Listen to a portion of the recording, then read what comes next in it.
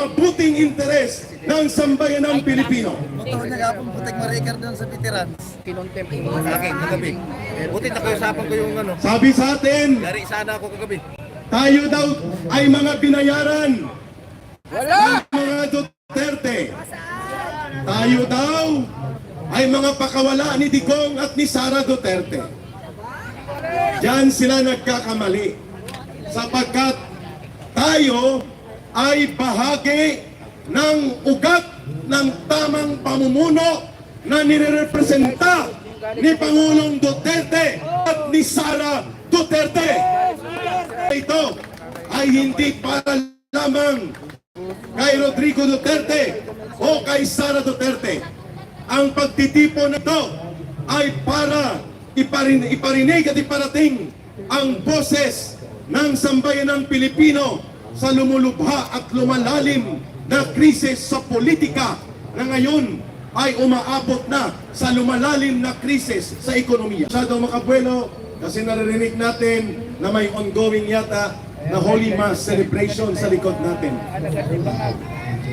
Out of respect, mukhang patapos na rin ito at maya-maya bubuelo tayo. Pero ililinaw natin ang tatlong mahalagang usapin bago tayo magsagawa ng isang break. May prayer ba o mass? Prayer lang. Una, mga kababayan at mga kapatid, bakit kailangan tumungo sa EDSA ang sambayanang Pilipino? Sapagkat ang EDSA ay simbolo ng makasaysayang pagkakaisa at makasaysayang pagbubuo ng lakas ng mamamayang Pilipino. Yan ay nangyari sa dalawang mahalagang yugto ng kasaysayan natin noong 1986 at noong year 2001. Dalawang mga pangulo na umabuso sa kapangyarihan. Ang isa ay mabangis na diktador na ang kanyang anak ngayon ay inutil at walang kakayanang mamuno sa mamamayang Pilipino at ang nagsasagawa ng pagkakaroon ng abuso sa kapangyarihan ng Pangulo ng Bansa ay ang kanyang asawa at ang kanyang pinsan. At hanggang ngayon ay hindi pa natatanggal ang pulit at ang putik ng napakalubhang iskandalo na ang Pangulo ng Bansa ay nai-involve sa illegal na paggamit ng droga. At yan ay napakalaking question sa kanyang state of mind, sa kanyang mental health at sa kanyang kapabilidad para magpatuloy na mag-discharge ng functions and authority of the office of the President. Sige, i-announce ko lang mamaya, later para ang flow of thoughts ko ay tuloy-tuloy. So dalawang beses sa yugto ng kasaysayan natin na nagkaroon ng pagkakaisa at pagbubuo ng lakas ng mamamayang Pilipino kung saan tinapos natin ang mahigit 20 taong diktadura ng tatay ng inutil na nakaupong Presidenteng Marcos Jr. na ito. Pinalayas ng mamamayan ang kanyang diktador na ama at dapat magpasalamat siya na binigyan sila ng pangalawang pagkakataon sa kasaysayan ng ating bansa. Never nangyari yon na nagpatawad kaagad ang mamamayang Pilipino sa malubhang sugat at pagkawasak ng ating bansa na ginawa ng tatay ng inutil na nakaupong presidente na ito. He should have thanked and they should have been grateful sa mamamayang Pilipino na ang kanyang pinalayas na ama na diktador ay tinanggap siya ng taong bayan. At ang malaking faktor dyan, sumama sa kanyang kandidatura ang Duterte Political Group. Kung wala ang pagtulong ni Inday Sara Duterte sa kanya, kung saan umaabot din ang impluensya ng Pangulong Rodrigo Duterte, ay malamang sa malamang hindi po siguradong mananalo si Marcos Jr. doon sa halalan noong 2022. Pero hindi rin tayo sigurado na ang pinaka most likely na mananalo sakalit hindi tumakbo noon bilang Vice Presidente kay Marcos Jr. si Sara Duterte. Ang siguradong most likely na kukuha sa pagkapangulo ay si Leni Robredo. At yon ang ating sinasabi, ayaw natin sa lutang, pero pumunta tayo sa mas lalong bangag at lutang din. Ayaw natin ang lutang na ginagamit ng mga bulok na dilawan na politiko at ginagamit na robot noon si Leni Robredo ng mga komunistang terorista at pati ng mga bulok na politiko. Kaya tayo tumindig, hindi dahil mahal natin ang mga Marcos, kung hindi nagbigay tayo ng pagkakataon, second chance, na sila ay pwedeng manungkulan sa ating pamahalaan in the hope, sa pag-asa at pag-aasam na kanilang itutuwid ang mga pagkakamali sa nakaraang kasaysayan at matuto sa naging karanasan ng kanyang tatay, kung saan may mga mabubuting ginawa din naman ang lumang diktadura ni Marcos Sr. bagamat madugo at marahas ang maraming bahagi ng pamumuno ng diktador na si Marcos Sr. Pangalawa, bakit tayo nandito sa EDSA? Dabawin nyo.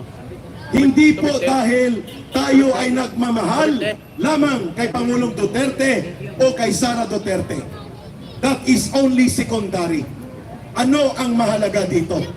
Pagamat nagmamahal tayo at rumirespeto sa uri ng pamumuno ng mga Duterte, ang pinakamahalaga kung bakit tayo nananawagan ng pagkakaisa ng mamamayang Pilipino sa EDSA sa pangatlong pagkakataon ng pagbubuo ng kasaysayan ay dahil mahal natin ang ating bansa at mahal natin ang ating mga anak na hindi pwedeng manatili na nabubulok ang gobyerno at walang gagawin ang mamamayang Pilipino sa gitna ng pang-aabuso at paglapastangan ng mga swapang at ganid ng mga politiko kagaya ng pinsan ni Marcos na si Martin Romualdez at ang kanyang mga alipores na mga buaya at puwetre sa loob ng Kongreso.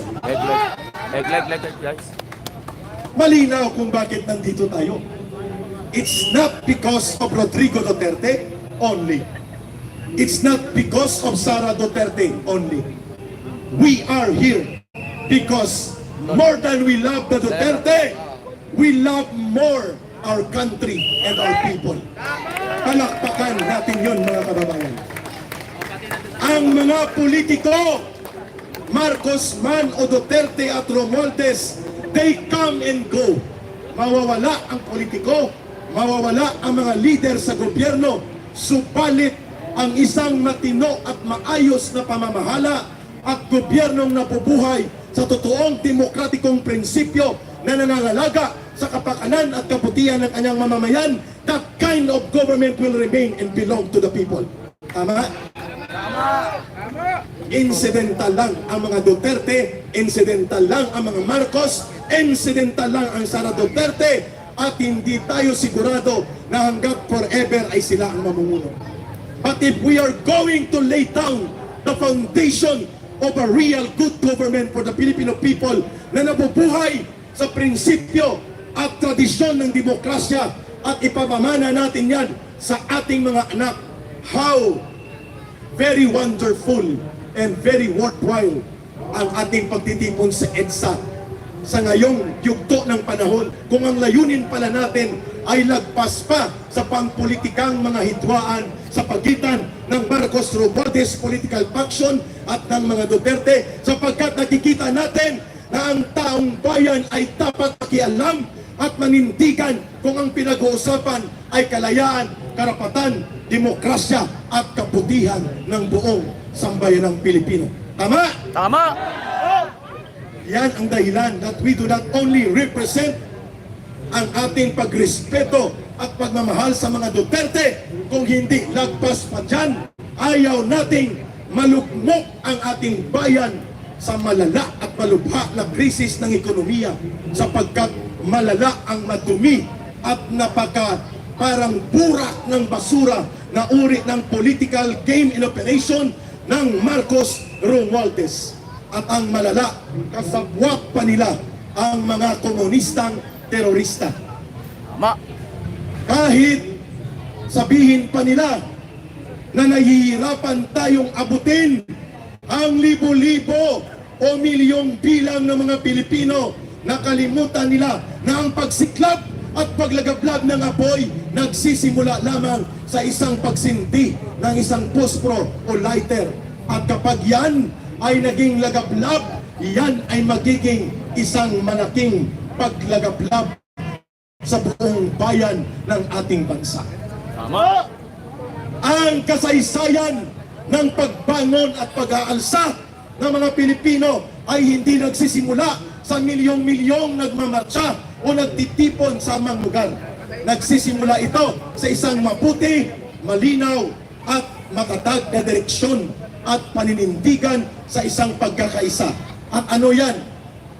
Kung sa panahon ng kolonyalismong pananakop ng mga Espanyol, Pilipino ay hindi nagsisimula sa milyong-milyong nagmamarcha o nagtitipon sa amang lugar. Nagsisimula ito sa isang mabuti, malinaw at matatag na direksyon at paninindigan sa isang pagkakaisa. At ano yan?